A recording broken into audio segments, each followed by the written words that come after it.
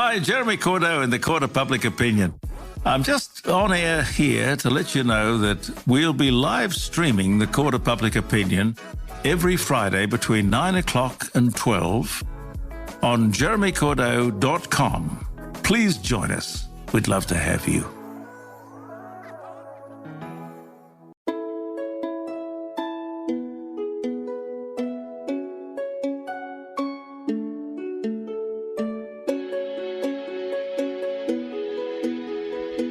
Welcome to Hong Kong Confidential.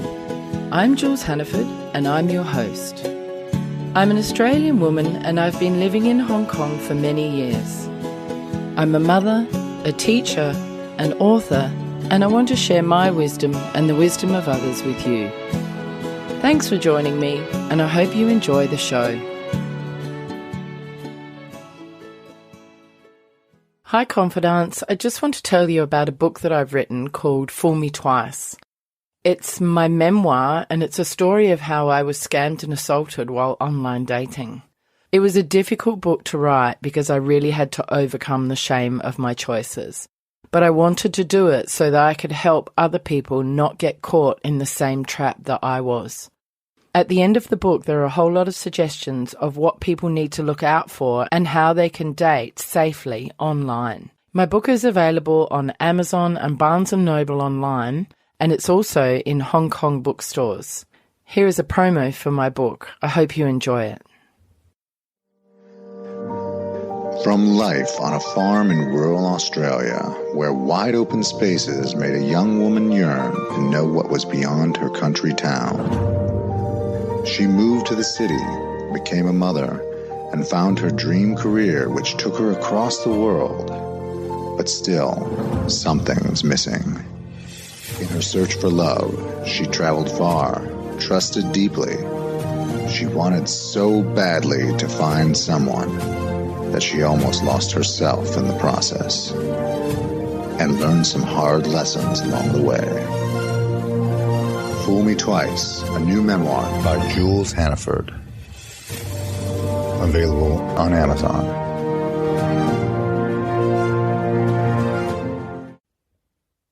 Today I'm here with Ziggy Makant. Hi, Ziggy. Hi. Thank you so much for coming to talk to me today. Ziggy, tell me about the work that you do with mothers and pregnant women. Are you a pre- and postnatal coach? My certification is pre- and postnatal coach, but my background is in fitness. I'll just give you a little bit of a background story on me. My profession is in personal training, group fitness instructor, just all around fitness junkie. I became pregnant. How old was I? I was young, like 23. Oh, I was 23 too. Yeah, well, it's not that young. That's the crazy thing. It's not that young. It wasn't like I was 15, but it also wasn't like I was 30 and everyone's like, oh yeah, do it. I was the first one in my group to have a baby. And it is still pretty young, 23, in this day and age. Yeah. Well, things are more expensive now. That's why. Yeah, exactly. You have to work for a while, so you've got a bit of a nest egg to have your children. For sure. But for me, my sister, she already had 2 kids by the time she was 24. So she was even younger. Yeah, she was 21. She was 20 when she got married, 21 when she had her first baby. For me, I was like, oh, 23. This is so doable. Well, not so old, but it didn't feel as intimidating or as scary because I'd seen my sister do everything with such grace and I knew that I would be fine. You could manage, yeah. Yeah. And if I didn't know what to do, I would just ask her. Yeah, exactly. Or Google. Like, thank God for Google. Oh, yeah. My gosh. When I had a baby, there was no Google. No, there was no How did internet. People do stuff? I don't know how I did anything. How did I get through university without the internet? Yeah. I've got no idea. That's kind of just been it. I was pregnant and I was training and I would post videos and pictures of me still working out when I was pregnant. And people were just so shocked that I was weight training. Because you shouldn't be doing anything. You might harm the baby. It's not true, is it? Absolutely not. Especially the new pregnant mother, the first time pregnant mother. Don't do anything. Just stop doing stuff. Yeah. Don't lift anything. Don't run anywhere. I've had women come in to train and say that their doctors have told them not to pick up anything heavier than their handbag. And I was like, well, how are you going to pick up your baby after it's been born? They look at a 5-kilo dumbbell and I'm like, well, That's the size of a 4-month-old. So if you're not going to pick up a 5-kilo dumbbell, I'm sorry, you're in for a shock. I think it's a fantastic time to learn, if you haven't trained before you were pregnant, to learn actually how to safely pick things up, how to safely put them over your head. There's also a thing that I've heard where women are told you shouldn't put your hands above your head. Why? I don't know, it'll do something to the baby. Oh my gosh, that's so weird. Yeah, really bizarre, superstitious stuff, which obviously is just coming from a place of fear. It's kind of like a nice thing in one respect where people are like, we care about you and we want you to be safe. But actually, that kind of information is much more detrimental to a woman than anything else. Like, let's keep you weak. So when you give birth and you're in recovery mode, you're really, really weak. Yeah, exactly. It's good to keep up your level of fitness. It's not a condition where you have to rest. Unless something's going wrong, you're perfectly healthy. It's not like the baby's going to fall out if you do some activity. Absolutely. It's funny because we look at second-time mothers. They are doing everything that mums are doing, but they're pregnant, right? We don't see anyone rushing to the second-time mom and helping her out and telling her not to do anything and to stop being a mother. But we're saying that to the first-time pregnant woman. A lot of the time is what we see. I mean, that's an issue in itself. It's such a mixed message, isn't it? It's like you really are very, very weak. You just need to relax with your first one, but then cope with everything with your second. You know, it's ridiculous. Having said all of that, I think that the first port of call is obviously to speak to your doctor when it comes to exercise. And women are having children at a much older, I don't want to be like, oh, they're geriatric. They're not that old, but we are having children older. So I was in my 20s when I had my first child, but a lot of people are coming in like mid-30s and some women having their first child in their 40s now. It really depends on each individual woman, her activity level, what her fertility journey has been like, what her diet is like, what her stress levels are like. More often than not, if you're having a baby at 40, it's because you've had a really successful career the last 20, 30 years or whatever it is. You probably lead a more stressful lifestyle. Yeah, sure. In one respect. Sometimes those pregnancies are higher risk. I'm not getting mothers sprinting up and down. Well, sometimes. I'm sure. But it really depends on each pregnancy. Do you meet with clients who are pregnant and you meet with each one of them and you do a whole kind of assessment of their life, their stress levels, their age, their fertility journey, everything? Just like I would with a regular personal training client who isn't pregnant, we do an exercise history, nutrition, what their goals are. And with pregnancy, it's the exact same thing. I've got a form and I sit down and the first session is really a chat. It's just like this. It's finding out about their history, what they want to get out of training. Everyone comes in at completely different energy levels, experience. So when I do one-to-one training, it's definitely more like that. When I do group classes, it's obviously less one-to-one, but the classes are small. I don't take more than 5 or 6 mums if they're pregnant so that I can try and give everyone individual attention.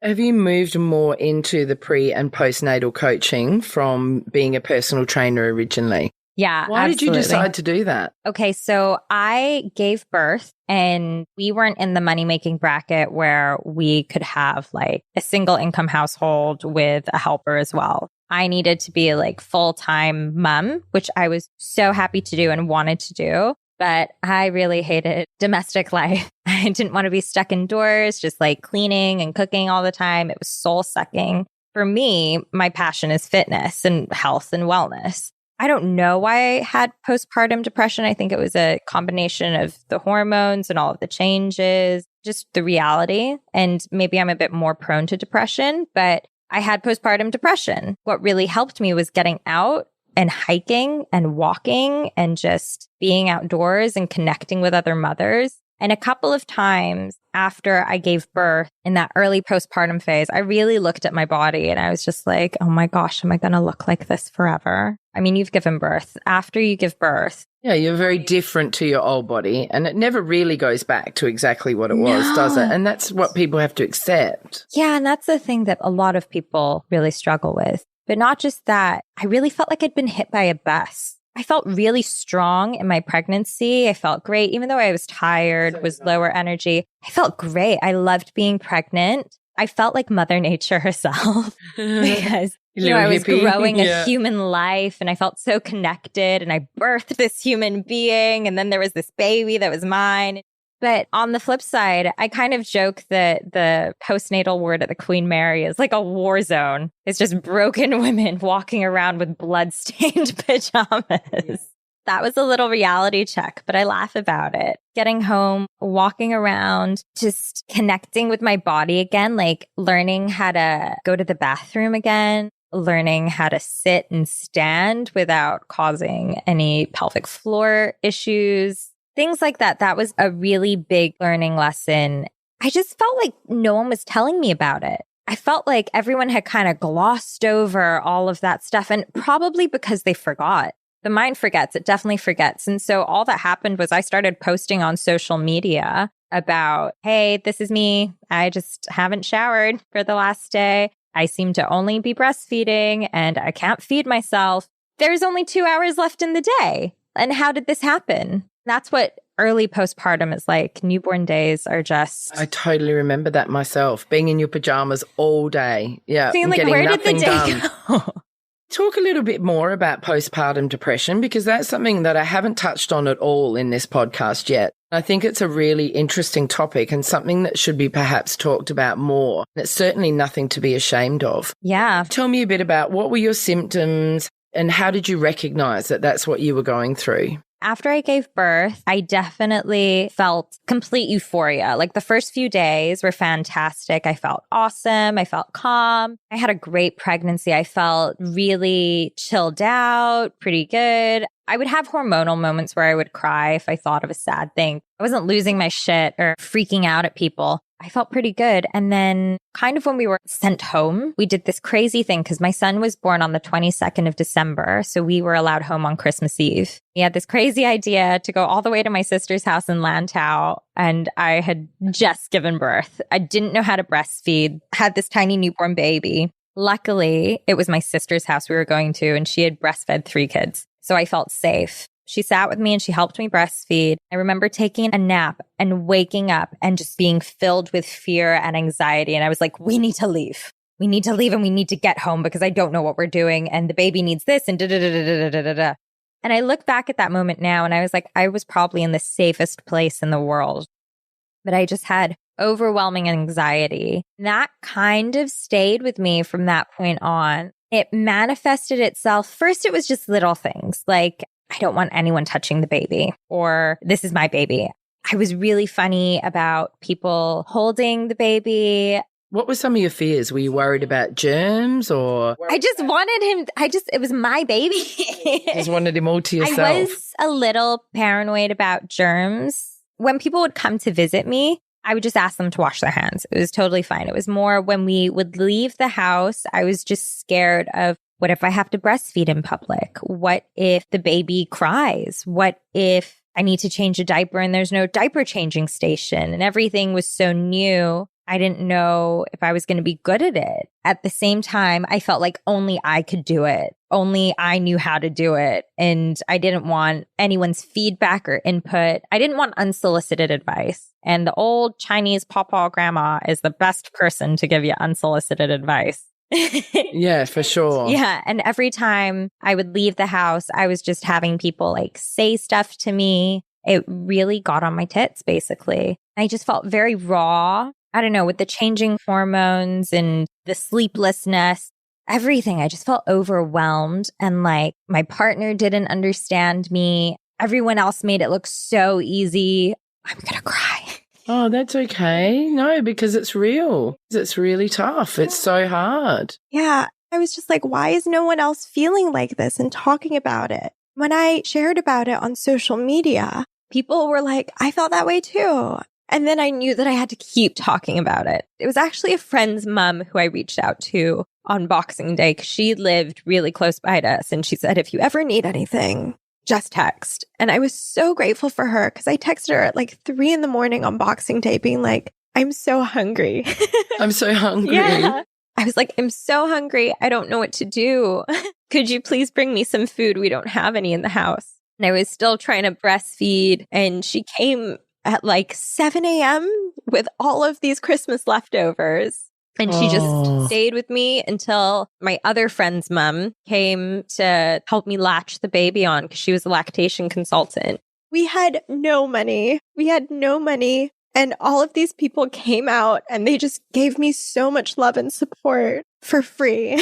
That's so nice, isn't it? Yeah. And I had so much shame about not being able to afford a cleaner and not being able to afford a helper. And I've realized that those things really don't matter. They're just material things that we compare ourselves against each other with. Then goes into like, what school are they going to? What clothes are they wearing? Et cetera, et cetera. I wanted to be able to go to the gym and feel good about myself and exercise because that for me had just been such an outlet before. It was like I had lost this part of myself. I wanted to go back to the gym 2 weeks after I gave birth because it was the first time since being pregnant that I could breathe. Everyone was like, calm down. And I was like, thank you. Wait a few weeks. Yeah, absolutely. I waited until my 6-week checkup just to make sure that my uterus was back to the right size. My separation wasn't too bad. My pelvic floor was okay. Things like that. Actually, I had like a 3-finger separation, abdominal separation or diastasis recti. What is that? Yeah, can you explain? Basically, as your uterus is growing, your belly expands and your rectus, the 6-pack on the front of your belly, that is going to separate and widen to allow your uterus to grow.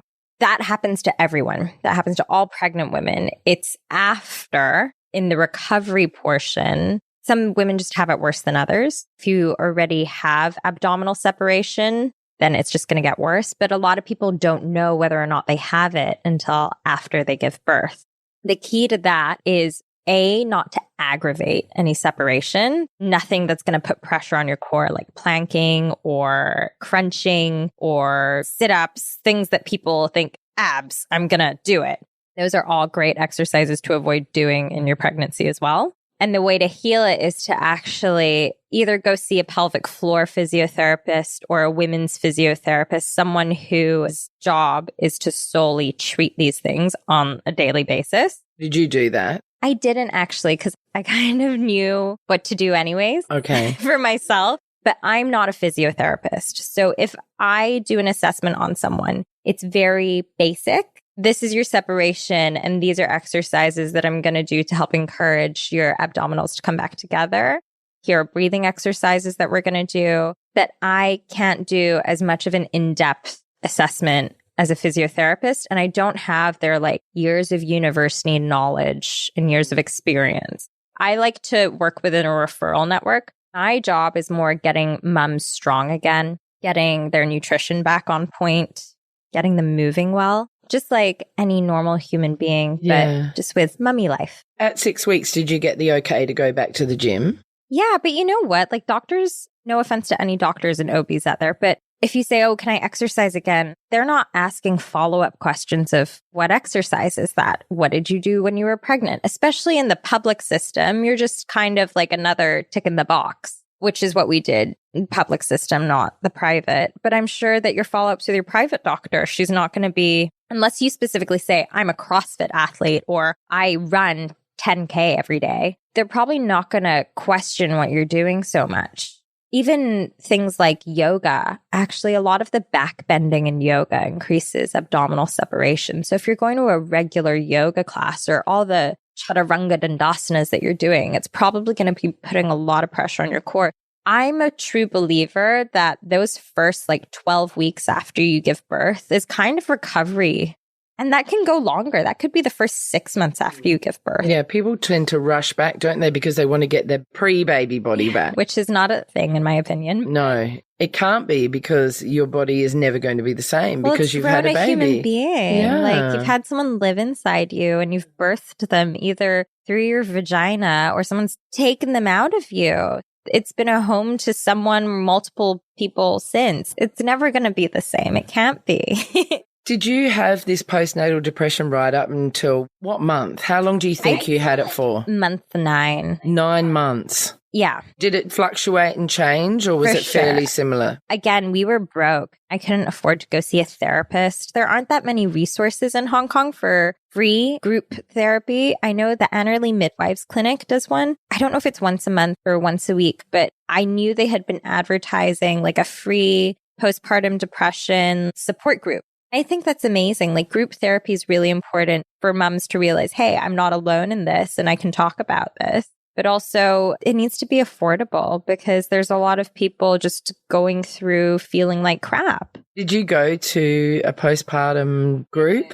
You didn't know about it, or? No, this was ages after I kind of gone through my depression. But what I did do was I started talking to people about it. I started making friends with people who were in similar situations, like young mums. How did you find them? I'm also mental. And my sister, she was trying to find a new home for her dog because they were going to move country. I decided to take her dog on. That dog, no joke, we brought her over when my son was 4 months old. And that meant that I was getting out of the house at least 3 times a day. And I met another mom who had a dog and a baby. And we just used to meet up in the morning, go for a dog walk in the morning, maybe another one in the afternoon. And every weekend, hands down, we'd go for a hike together, along with some other doggy friends or other mummy friends. That's how you built your network. Not just my network, but like my brain back. And to be able to be honest with other people and be like, oh, my marriage is struggling, or I don't know what my baby's doing, or I just ate 10 boxes of chocolate.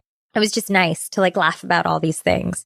Having said that, I don't necessarily think my depression was as bad as some other people's depression. If I felt like I was truly going to hurt myself or my baby or my husband, I probably would have sought medical help. Were you diagnosed at all, or do you just know that you had it? You know what? I think I would have been, because at my 6-week checkup, I started crying, but the nurse didn't know how to handle it. And so I handled it and I said, but I'm fine. Don't worry about me. I'm just tired. I think that's how people slip through the system because the healthcare providers aren't necessarily chasing it, if you know what I mean, or emotions in Chinese culture, I think, are still a little taboo. I do feel for a lot of the local moms who kind of don't have those extra resources and support. And then they're not discussing it openly like we can in our culture. Yeah, for sure. Did you then find that getting back into exercise was one of the ways that you were able to help deal with that depression? Did that help you feel better? Massively. And I also love coaching. When I'm coaching, I'm like on fire. I'm like excited. I've got good energy. To quote Elle Woods from Legally Blonde, endorphins make you happy. Happy people just don't kill their husbands. That's brilliant. Yeah. When you exercise, you release a lot of endorphins. And it started off by one of my friends just saying, hey, why don't you just put on like a mummy baby class where we can all bring the babies and get some exercise in and you can earn like $100 a head. And my boyfriend said, why don't you just do it at my gym in the dead time during the day? So I did. That's how baby wearing workout started. That started off with 3 mums. With their babies? You've got a tailor-maker program that they can do carrying their babies. Yeah. And I was doing it with them. I did it with them until my son was like 15 months. He was heavy. Oh gosh, yeah. He was a big boy too. He was so heavy, but just went from front carrying to back carrying. And then we got a helper and I now do it and he's over 2, but I just don't have a baby anymore. And I'm the one who's helping the mums with their babies if they're fussing. Is it becoming more and more popular? Yeah, it's really nice. I'm now having mums who are going through second pregnancies. And so they're coming not with a baby, but with a belly bump. It's fantastic. It's like all full circle. It's really lovely. Cool. That's amazing. And it's nice because we used to do this workout and then we'd sit and chat and have coffee and lunch. And that's what they do now. It's cyclical in Hong Kong because the maternity leave is so short. Mums kind of, once they get the go ahead to go exercise, they're going back to work in less than a month. So it's really only non-working mums or mums with flexible schedules or who own their own businesses who can kind of stay for longer. I have had mums that come all the way up until a year postpartum. And that's kind of what started the second class, which was more of like a mum fit class where you don't have to bring your baby. But if you don't have a childcare option, you can come with your baby to the gym and get a good workout in. And this is me teaching mums how to use barbells and dumbbells all safely for their body. And like I said, I've got moms now coming through with their second pregnancies. They're still doing the same class and I'm just modifying for them and adjusting for their pregnant body. Oh, that's so cool. Yeah. And it's funny because the pregnant moms tend to be a lot stronger than the postpartum moms, but that's because they're less tired, I think. I don't know. Yeah, it probably is. That's probably exactly what it is. Do you find that the women talk to you about if they have postpartum depression? Yeah. Has that ever come up? Yeah, absolutely. Sometimes it's after the fact. I have a referral network of counselors now at all varying price points that I refer to moms. So if they do say, hey, I'm struggling, I kind of give them 3 or 4 different numbers and I'm like, check out each one. That's so important because so many people feel that maybe they're imagining it or maybe they just have to get over it or tomorrow will be a better day or they have a shame associated with it. They feel ashamed that they have postpartum depression and that they maybe don't feel a bond with their baby or they're not loving motherhood like they feel they should. Yeah. And that's hard, one of the isn't things. it? I was like, I love my baby so much. I don't understand why I feel like shit, you know? Yeah, it's a real dichotomy, isn't it, in the way that you think and feel. No one wants to be like, yep, that's me. I've got it. Yeah, no, nobody wants it. And denial could be another factor. But I think it's super important that people are referred on and understand that it's often nothing they can necessarily control and that they need to have help and support. Yeah. It's hormonally related, isn't it? For sure. And then our pattern of thinking just gets stuck in that I'm always going to feel this way. I'm never going to be myself again. And it's only through like small changes, someone coaching you to change your thinking and practice thinking change that those things can happen. Why is pre and postnatal care so important? Prenatal, meaning when you're pregnant, is really important so that we're accommodating for your changing body, essentially. I like to work with chiropractors and physiotherapists and some sort of manual therapist, either if it's like a sports masseuse or an acupuncturist to help relieve pain and help accommodate the changing body. There's a lot of postural changes that happen. Every woman's body is very different. Her uterus, the shape of her hips, the torque of her pelvis, things like that. They're all completely different for everyone. But if we think back to before we birthed in hospitals in a clinical setting, most women would birth in all fours positions. That's how I did it. Squatting. Yeah. But we have to be strong enough to carry the weight of our body. That's one thing. The links, obviously, I don't want to talk too much about weight gain, but it's an inevitability when you're growing a human being. Anywhere between 10 to 20 kilos is kind of standard. That isn't just fat that we gain. It's water, it's placenta, it's a baby, it's an extra pint of blood, things like that. The body is changing slowly, but it's also not this time where we're going to be like PBing in the gym and doing 1 rep maxes. Prenatal exercise is one to try and help maintain and manage any weight gain so that A, we have an easier pregnancy, but B, we have an easier delivery, and then C, we have an easier postpartum recovery period. If we can just be in the best health as possible throughout, it's easier. I like to say that we're not just preparing for pregnancy when we're exercising. We're really preparing for childbirth and postpartum. The act of labor and delivery is a physical event. For me, it was like a sports day. Yeah. It really was. For some people, it is a sprint, and for others, it's a marathon. Yeah. And you don't know what you're going to get until it happens. Absolutely. Mine was a marathon, 17 hours. Yeah, I was very similar. And that usually happens first baby, but that's not true for all. Some people have very quick labors, and it can be very overwhelming. And then it also becomes a mental event of I need to keep calm as best as possible and just know that everything's going to be okay and I'm looked after. It's kind of my mantra. If we can keep the hips open and flexible and strong, then we're more likely to have a much faster delivery. It's really funny because in the public system, they don't really want you walking around and moving. They kind of just want you lying, being quiet on your bed. And that is not labor. It's not the ideal position at all because the baby's lying back on your spine in that situation. It's super uncomfortable, but if you can get up and move about, the head can engage better. And if you're leaning forward or kneeling or on all fours, then the baby's hanging away from the spine and it's much more comfortable. But they tell pregnant women throughout your entire pregnancy, don't lie on your back. Don't lie on your back. Oh, but on the day that you're going to give birth, Now you can lie on your back. Yeah, it's crazy, isn't it? And I know it's just a medical thing. It's easier for them to see everything, but it's a much more difficult birthing position. And they're actually physically getting you into a squat position, but lying on your back. So they're pushing your knees back towards your armpits, but you don't have the use of gravity to help bring baby down.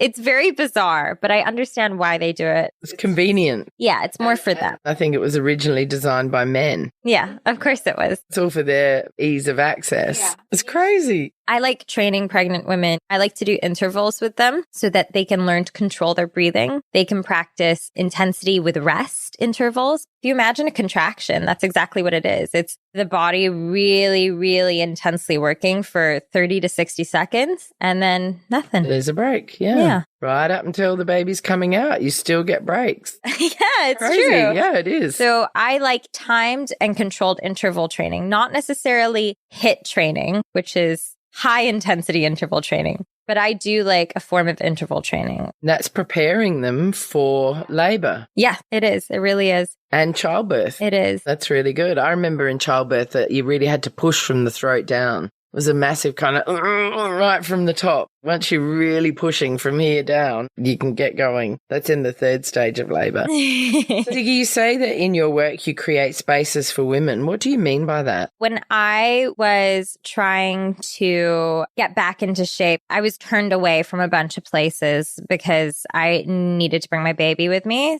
I'm not going to name and shame, but whether that was a physiotherapist's office for a postpartum checkup. Couldn't even take your baby in there. I said I had emailed in advance saying, I don't have a helper. How long is the appointment? Is it okay if I bring my baby? And they were like, it would be better if you didn't because the appointment's an hour long and you only get that amount for the session. But we understand if you have to bring your baby.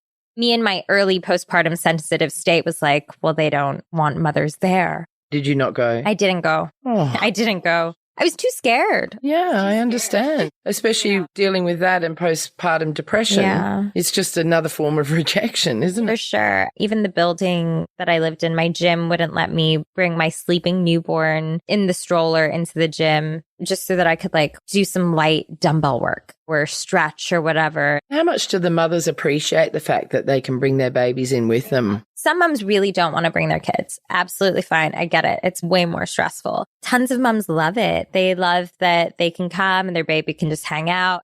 Some instructors get really freaked out by babies and crying and screaming and babies putting things in their mouth. I'm a mom. You're the ideal one for the job. I love it. I love when the babies are there. It means I get cuddles for an hour and I get to play and see smiles and giggles. Sounds like you really integrate the babies into your routines with the parents as often as you can as well. Yeah. Sometimes a baby will fall asleep just as they get there and they're in the carrier. I just modify as best I can. And I think moms are appreciative of that they just get to do whatever they can in that hour, basically. And that's kind of sometimes all it is. We just get as much done as we can and get as good of a workout in that hour as we can. Most of the time it is a lot of chatting. I'm not going to lie. Sometimes that's what you need because you're just spending so much time with your baby. You want to get out to adults and interact. I mean, that's part of feeling quite lonely when you have a baby, when you're trapped at home with this little thing that you're solely responsible for. My partner used to say that all the time. He'd know the days that I hadn't gone out, met people for coffee, because all I would do would be like, blah, blah, blah, blah, when he came home. Yeah.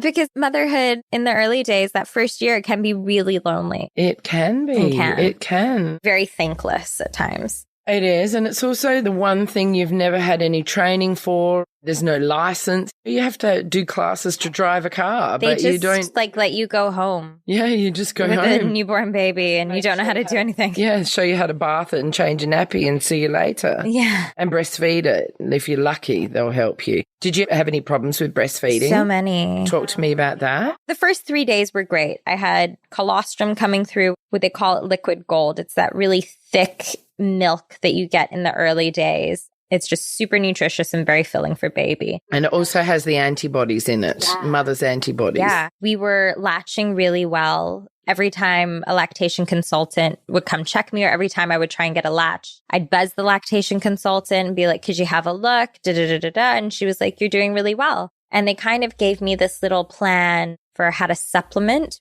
I was kind of hand expressing colostrum out but colostrum isn't your real milk. So when your real milk comes through, it's anywhere between like day 3 to 5 when you go home. That's just like instant boob job overnight, just super engorged. Oh, my boobs were like bricks. They hurt so much. I had to put them in cabbage leaves. Have you ever heard that? Cabbage leaves can help relieve the pain of engorged I've heard that, boobs. but I've heard that it can also stop breast milk production. And that's how women wean their children. They start sticking cabbage in their bras when they want to wean. All right. I've never heard that. Yeah. When I was doing it 30 years ago, But it was iceberg lettuce. there was something that they did at the Royal Melbourne Women's Hospital to relieve mastitis and pain. That makes sense. Yeah, when you're breastfeeding. Back in those days, there was nothing about stopping milk production, but cold iceberg lettuces can really make your breasts feel so much better. I didn't take a photo of it, but I wish I did. But I remember I've got a photo of me with cabbage coming out of my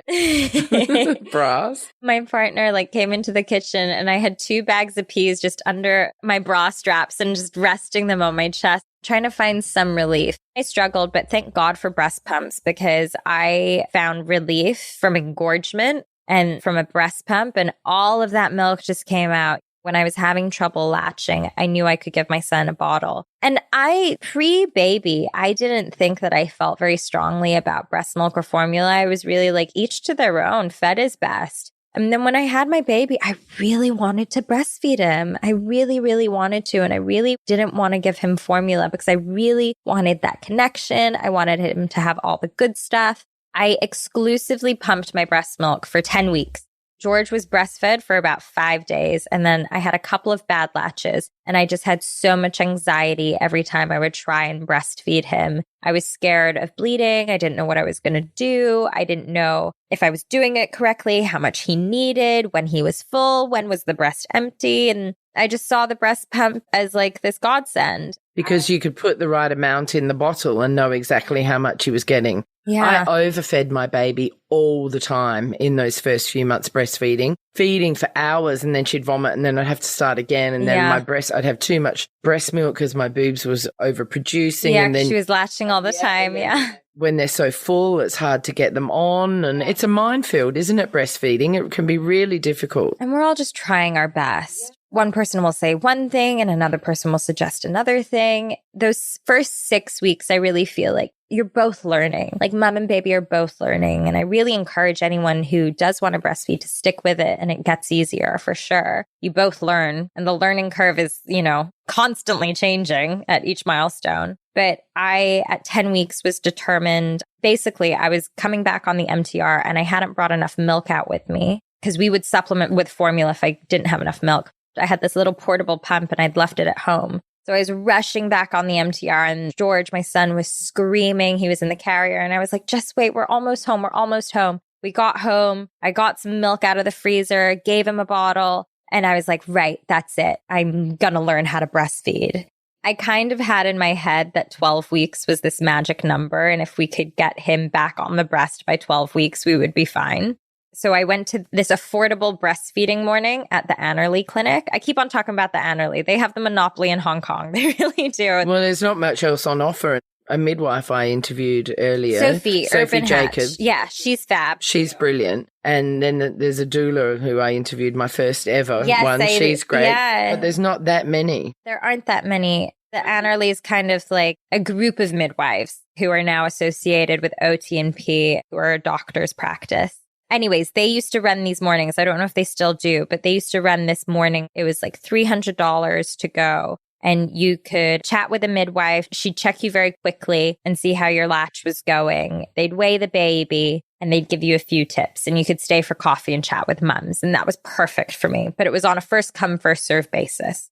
I went there, and Hulda, who was, I guess, one of the originals and owners, she said to me, I'm looking for a couple of things. Will your baby take the breast? Is your milk supply good? And how bad do you want this? And she was like, if none of those things resonate, then maybe you should just either continue exclusively pump or go on to formula.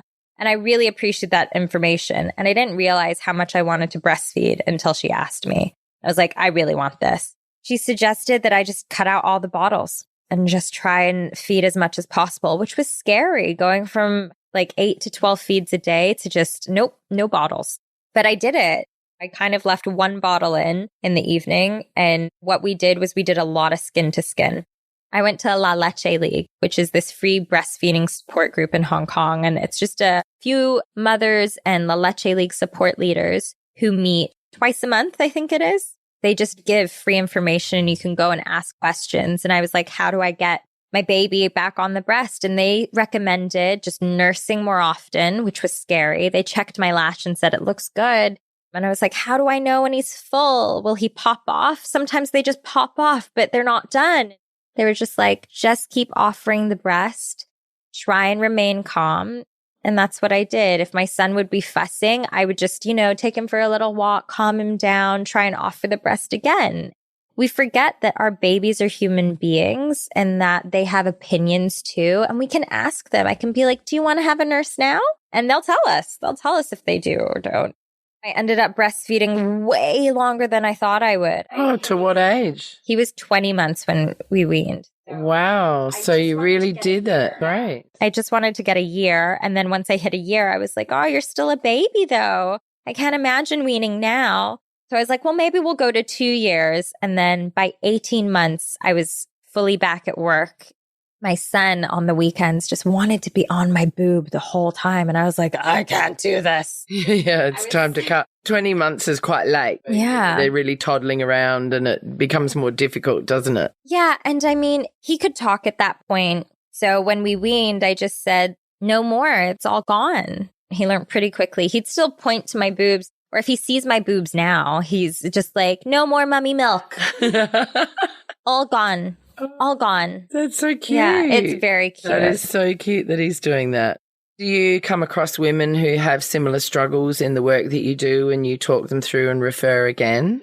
There's a really lovely breastfeeding support group on Facebook. And I'm sure there's WhatsApp groups too, but I was on this one on Facebook. I get tagged in posts all the time about how to go from exclusively pumping to breastfeeding. And I just share what we did. A lot of it is just patience and perseverance and being gentle with yourself and kind of giving yourself a break. Like, I kind of feel like sometimes there's no perfect latch or no perfect way to do it. We just try whatever works for our family. That's kind of great advice for any new mum who's struggling, whether it be with breastfeeding or postpartum depression, patience and persistence. Also, it's great that you give them referrals. So many people feel like they don't deserve help or they don't know where to go or they don't want the shame of having to ask for help. But it's super important that they do because it can be really difficult. And if you're struggling along on your own, and in actual fact, you're living proof that if you get support and if you get help, that it can really turn things around. It absolutely can. And I don't have all the answers. Like, I know that for a fact. I am literally muddling through life. Aren't we all? I Google everything. I think that the best recommendations are the ones from people who I've either worked with personally or who a lot of my clients have had good results with. That's all I do. I just refer out for those things. I think we're lucky in Hong Kong that we actually do have a lot of really good resources in the birthing community and the maternity community. Yeah, we do. Do you have a story of success or transformation of someone that you've worked with who's really turned things around on either a physical or emotional level? I can't think of one. I think of lots.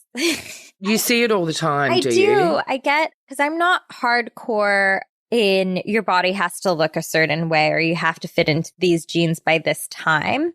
But I have mums who are like, I picked up my kids and my back doesn't hurt anymore. Or I have mums who are like, I just wanted to get to 6 weeks of doing your classes and I'm so happy I did. And now I've been coming for 6 months. Things like that. That makes me happy. That's a little reward, isn't it, for all the work that you're doing? That's so lovely. Yeah. You have this new thing called Milky Mumma Nutrition. Tell me about this. Milky Mumma is actually from Australia, and Gabby, the founder of it, she's a doula and a hypnobirthing instructor. She's also a healer, which I don't really know what that means, but she's a witch doctor. No, I'm kidding. She's not, but she just has insane knowledge about natural things for the body. I think maybe she's a naturopath, but she is just like a wellness genius. And in her work as a doula, also, she has 4 kids. 2 of her daughters have kids. So she's a grandmother to 6 kids and a mother to 4 kids. Wow. She is a childbirth support person. She witnesses a lot of births, she supports a lot of births, and she supports a lot of mothers. She wanted to provide moms with healthy, nutritious snacks that were kind of like guilt-free goodies. I don't know about you, but when I gave birth and I wanted to help support my milk supply, I just was downing like fenugreek tea or mother's milk tea, which is kind of the big thing, or fish soups all the time is the Chinese method, like fish and papaya soup. In the Filipino culture, it's malunggay soup, or oatmeal. People are like, oh, make lactation cookies with oats, or just like pound rolled oats in the morning. And it was just all ugh. When she told me about her products, there are these like little balls and lactation smoothies. They all sounded amazing. And then when she sent me some to try, I was like, yeah, I'm in. All she wanted to do originally was she wanted me to post on Instagram for her. And I was like, I love your product so much. I want to start selling it and distributing it. How can I do that? And that was it. She just kind of set me up with that. I love them. So there's a couple of different ranges. There's the lactation support products, and they come in the form of bliss balls, smoothies, and brownies. Oh, that sounds great. I know, they're amazing. Yeah. And they're 100% like raw food ingredients. So there's no preservatives or anything like that. Or if there are things like thickeners, it's like guar gum, so it's natural. Or if there are sweeteners, it's coconut syrup. So it's all natural sweeteners and things like that. And they're packed full of galactagogues, and all galactagogues are breast milk producing food. So that's things as simple as like flax meal or beetroot powder is in the smoothies, but it's good for healing. It's like packed full of iron. It helps build the blood. So it's good for a mother who's healing after she's given birth. And it's just good hormonal support in general.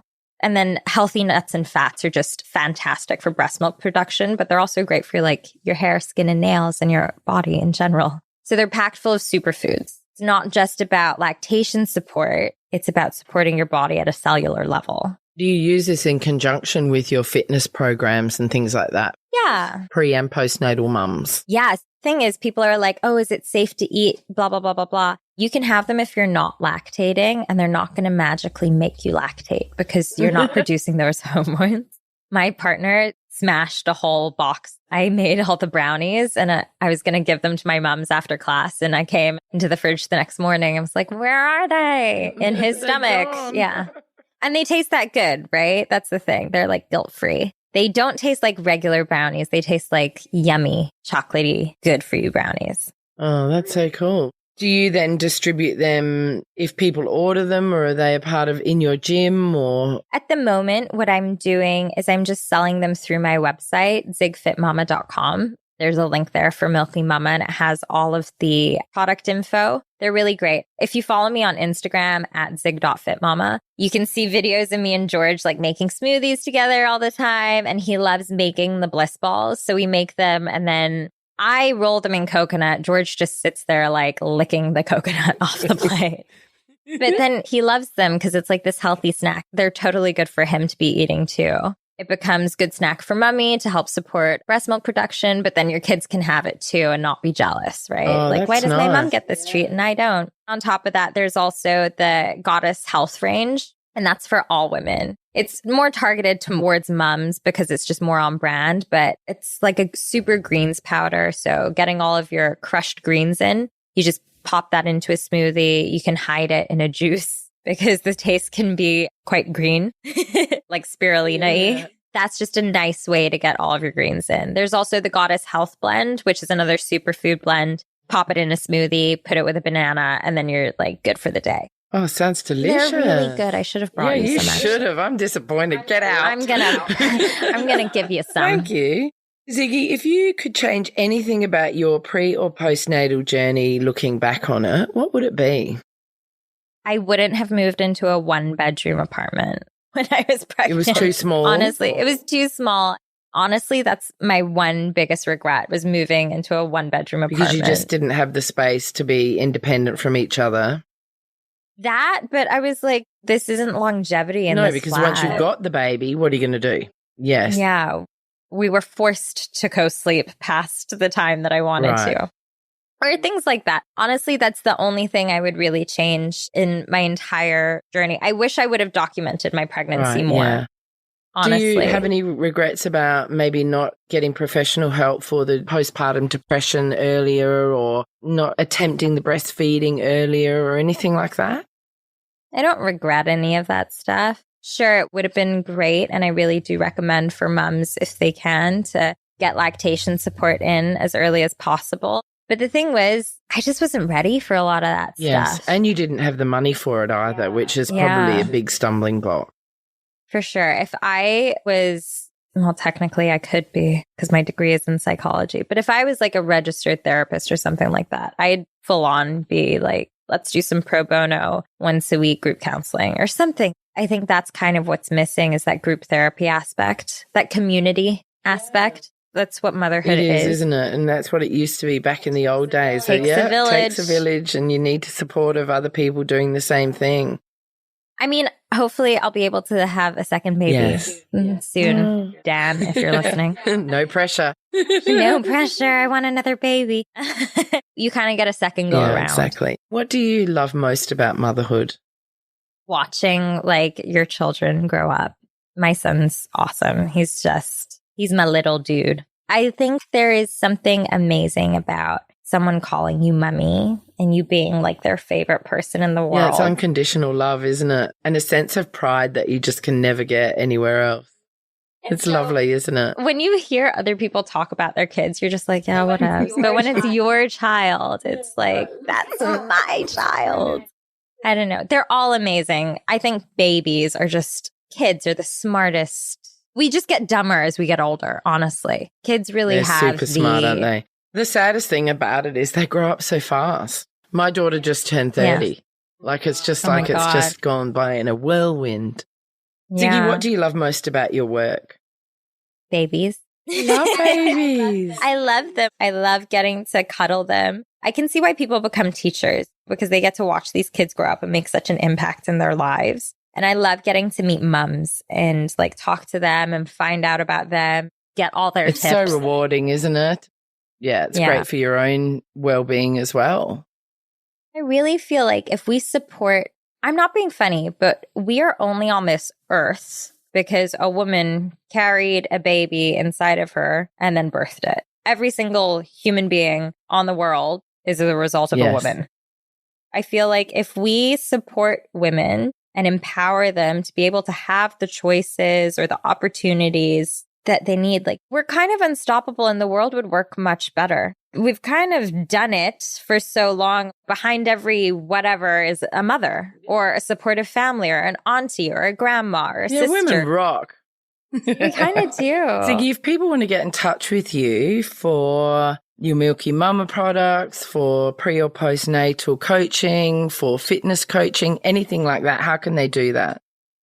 I'm the easiest on Instagram. It's at zig.fitmama, or there's a little contact box on my website, which is www.zigfitmama.com. That's ZIGFITMAMA, just the single M's.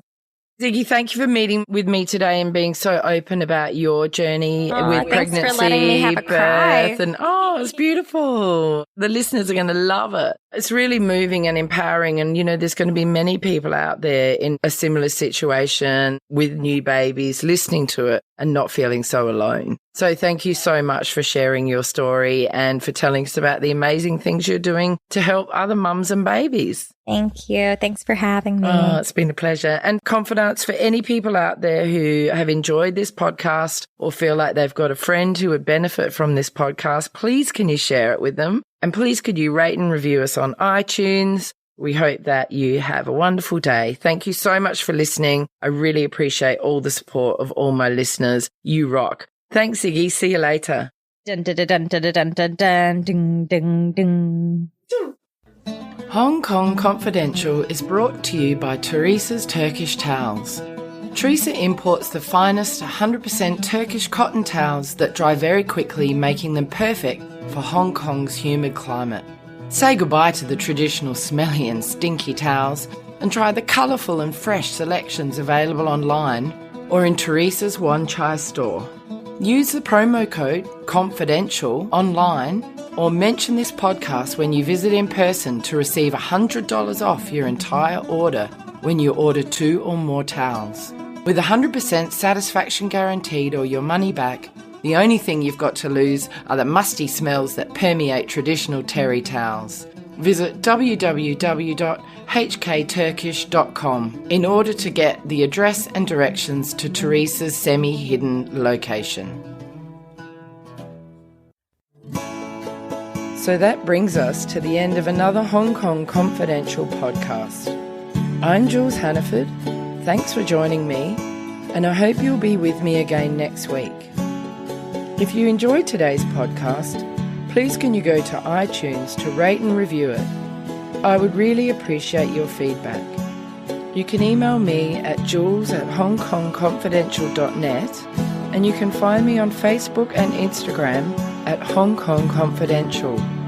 If you'd like to hit me up on Twitter, it's at Jules Hannaford. I would love to hear from you.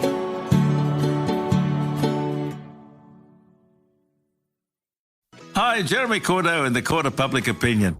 I'm just on air here to let you know that we'll be live streaming the Court of Public Opinion every Friday between 9 o'clock and 12 on jeremycordeaux.com. Please join us. We'd love to have you.